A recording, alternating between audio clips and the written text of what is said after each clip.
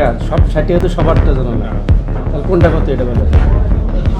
দুর্নীতি দমন কমিশন সমন্বিত জেলা কার্যালয় গাজীপুর থেকে একটা অভিযান পরিচালিত হয়েছে গাজীপুর সদর সাব রেজিস্ট্রার অফিসে।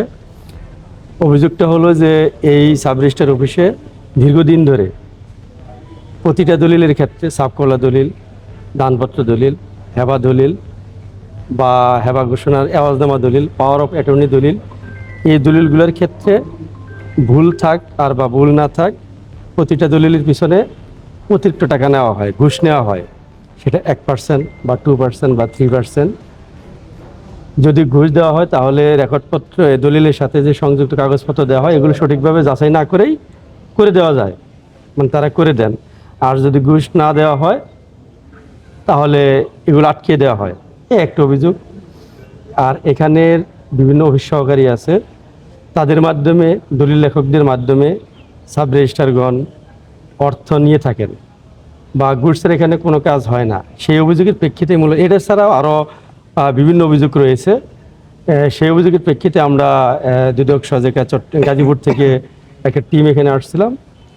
মোটামুটি আমরা দুপুর থেকেই এই অভিযান পরিচালিত হয়েছে। সর্বশেষ এই অভিযান শেষে 3-4 ঘন্টা যে সময় আমরা অভিযান পরিচালনা করলাম, সেই অভিযান শেষে আসলে তো এখানে প্রতিদিন কমপক্ষে প্রচুর দলিল হচ্ছে, সবগুলো দলিল দেখা সম্ভব না।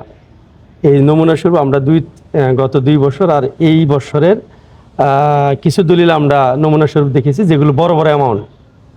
আর এখন যে সাব রেজিস্ট্রার আছে উনি গত ফেব্রুয়ারিতে জয়েন দিছে। এখানে গত মাসের মার্চ আর এই মাসে সদ্য চলতি মাসের বেশ কিছু প্রায় 30-35টা দলিল দেখলাম যে অভিযোগের প্রেক্ষিতে।